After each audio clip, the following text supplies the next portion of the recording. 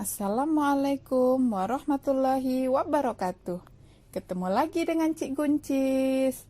Kali ini kita akan belajar tema 2, subtema 1, pembelajaran 3. Jangan lupa disiapkan alat tulisnya ya.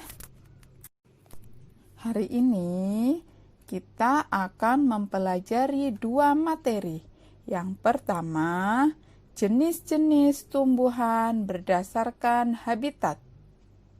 Yang kedua, tokoh-tokoh perjuangan kemerdekaan Republik Indonesia. Disimak ya. Jenis tumbuhan berdasarkan habitatnya. Yang pertama, hidrofit, yaitu tumbuhan yang sebagian tubuhnya ada di permukaan air. Akarnya berada di dalam air. Dia memiliki rongga udara di dalam batangnya atau tangkai daun. Sementara daunnya muncul ke permukaan air. Anak-anak ibu tahu nggak contohnya apa? Ya, betul sekali.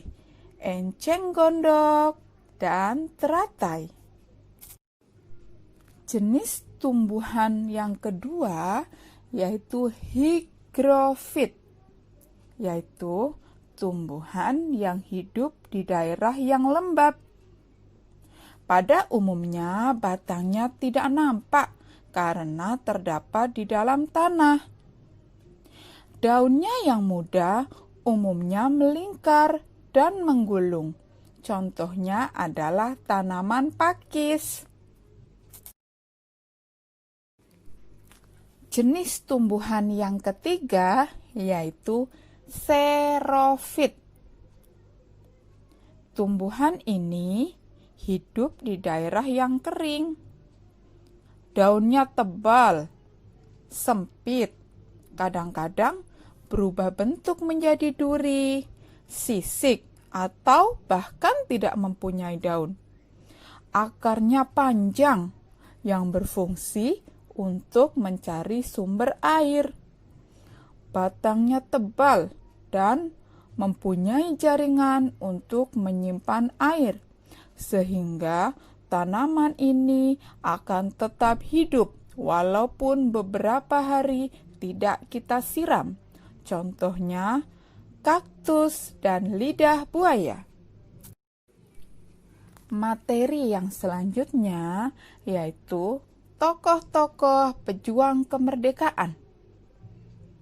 Ayo, kira-kira siapa saja? Ya, betul sekali. Yang pertama, Insinyur Soekarno.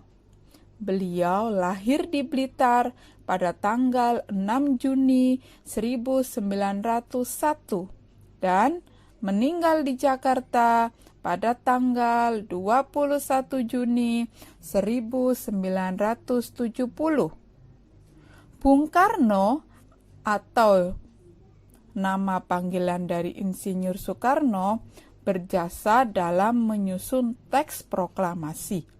Beliau juga menandatangani teks proklamasi serta membacakan teks proklamasi. Beliau adalah Presiden Indonesia yang pertama. Sering disebut juga sebagai Bapak Proklamator. Yang selanjutnya adalah Dr. Andes Muhammad Hatta, yang sering kita kenal dengan nama Bung Hatta. Beliau lahir di Bukit Tinggi, Sumatera Barat pada tanggal 12 Agustus 1902. Beliau wafat di Jakarta pada tanggal 14 Maret 1980. Beliau menyusun konsep teks proklamasi bersama Insinyur Soekarno, serta ikut menandatangani teks proklamasi.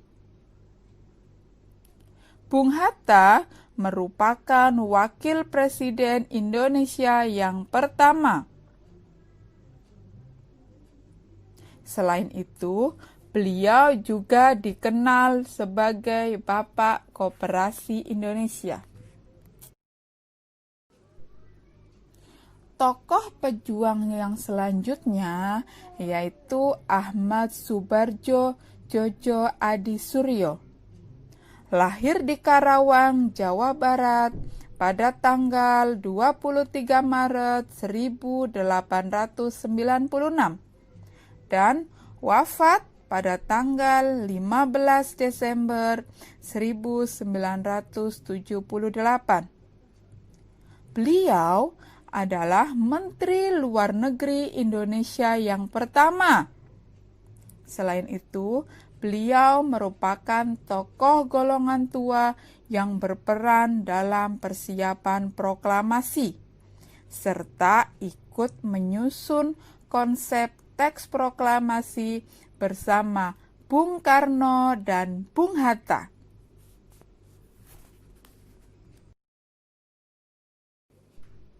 Tokoh yang selanjutnya yaitu Laksamana Tadashi Maeda. Beliau seorang perwira tinggi Angkatan Laut Kekaisaran Jepang. Beliau membantu mempersiapkan konsep teks proklamasi dengan mempersilahkan rumahnya digunakan untuk kegiatan yang sangat penting.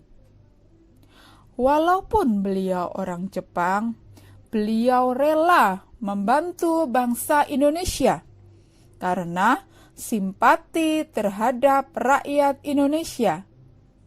Terima kasih Pak Laksamana Maeda. Kira-kira tokoh yang selanjutnya siapa ya? Ya, betul sekali. Yang selanjutnya Sukarni.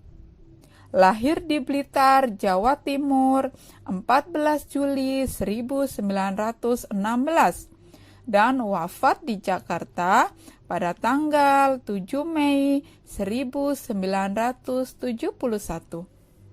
Sukarni merupakan salah seorang tokoh golongan muda dan pejuang yang gigih melawan penjajah.